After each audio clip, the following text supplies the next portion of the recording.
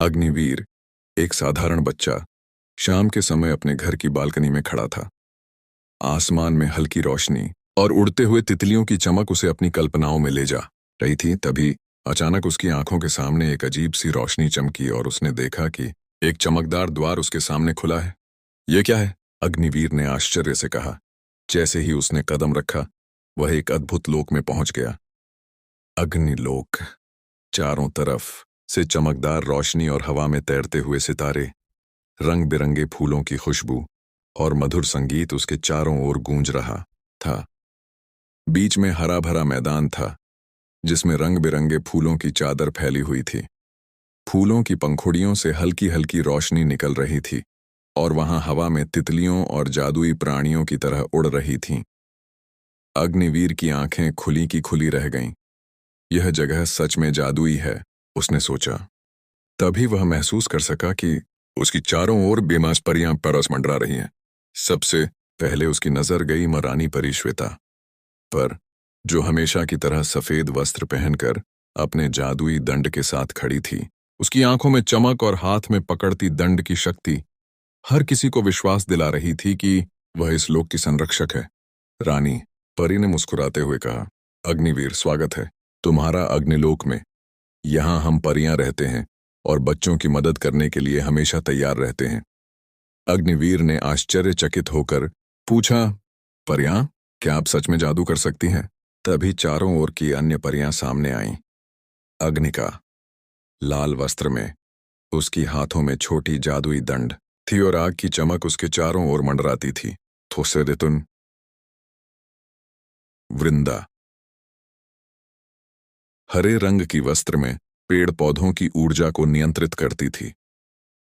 नीलिमा, नीली वस्त्र में पानी और ठंडी हवाओं की शक्तियों के साथ थी। सूर्या, पीली वस्त्र में प्रकाश और ऊर्जा को नियंत्रित करती थी। प्रीति, गुलाबी वस्त्र में स्नेह और उपचार की शक्ति लिए हुई थी। व्योरा, बैंगनी वस्त्र में मानसिक शक्ति और ध्यान की महारानी। सोमिका, सुनहरी वस्त्र में धातु और जड़त्व की शक्तियों की धनी। अग्निवीर ने देखा कि सभी परियों के हाथों में छोटे छोटे जादुई दंड थे, जिनसे वे हवा में तैरते हुए और चमकते हुए बच्चों की मदद कर सकते थे। रानी परी श्वेता ने उसे पास बुलाया और कहा, अग्निवीर, तुम्हें हम अपनी शक्तियां देंगे। इन शक्तियों का उपयोग केवल बुराई और डर के खिलाफ करना। अग्निवीर ने उत्साहित होकर अपनी आंखें चमकाईं। वह समझ गया कि अब वह साधारण बच्चा नहीं रहा, बल्कि एक नायक बनने जा रहा है। तभी हवा में हल्की हल्की लहरें उठीं और पूरे लोक की चमक बढ़ गई। फूलों की पंखुड़ियां झूमने लगीं और अग्निलोक का संगीत तेज होकर कानों में गूंजने लगा। अग्निवीर ने महसूस किया कि अब उसकी जिम्मेदारी है कि वह इस लोक की ताकतों को लेकर पृथ्वी पर बच्चों की मदद करे और भूतों, अंधकार और डर से उनका सामना करे। रानी परी श्वेता ने आगे कहा, आज तुम्हारा पहला भ्रमण है अग्निवीर। अगले कुछ समय में हम तुम्हें सारी शक्तियां देंगे और तुम्हें दिखाएंगे कि भूतों और डर से लड़ना कैसे है। लेकिन याद रखना, सच में ताकत तभी आती है जब दिल में साहस और दोस्ती हो। अग्निवीर ने निश्चय किया कि वह इन परियों की सहायता से पृथ्वी पर बच्चों की मदद करेगा। वह चारों ओर देख रहा था और हर फूल, हर चमक और हर परी उसके लिए जादुई लग रही थी। फूलों के बीच से तितलियां और चमकती हुई रोशनी उसके चारों ओर घूम रही थीं, जैसे उसे अग्निलोक के रहस्यों की ओर बुला रही हों। अग्निवीर ने पहला कदम आगे बढ़ाया और उसने महसूस किया कि यह केवल शुरुआत है, एक नई यात्रा जिसमें साहस, दोस्ती और जादू की शक्ति उसके साथ होगी। जैसे ही सूर्य की हल्की किरणें लोक की सीमाओं पर पड़ीं, रानी परी श्वेता ने कहा, अग्निवीर, अब समय है कि तुम पृथ्वी पर लौटो। लेकिन याद रखना, अग्निलोक हमेशा तुम्हारे साथ रहेगा। अग्निवीर ने धीरे धीरे आंखें बंद कीं और फिर खुली तो वह अपने कमरे में था। लेकिन अब उसके दिल में एक नई ताकत थी और वह जान चुका था कि अग्निलोक और उसके जादुई मित्र हमेशा उसकी मदद के लिए मौजूद हैं। और इसी तरह शुरू हुई अग्निवीर की साहसिक यात्रा, भूतों और डर से बच्चों की मदद करने के लिए और अग्निलोक के जादू के साथ उसकी नई जिंदगी। अग्निवीर जब अपने कमरे में लौटा तो उसने महसूस किया कि उसके हाथों में हल्की सी चमक है। यह चमक केवल एक संकेत थी।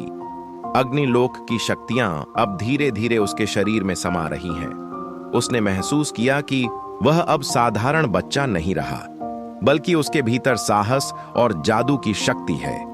वही रात जब शहर में सब सो रहे थे, अग्निवीर ने खिड़की से बाहर देखा और महसूस किया कि आसमान में हल्की हल्की चमकदार रेखाएं हैं, जैसे अग्निलोक उससे बात कर रही हों।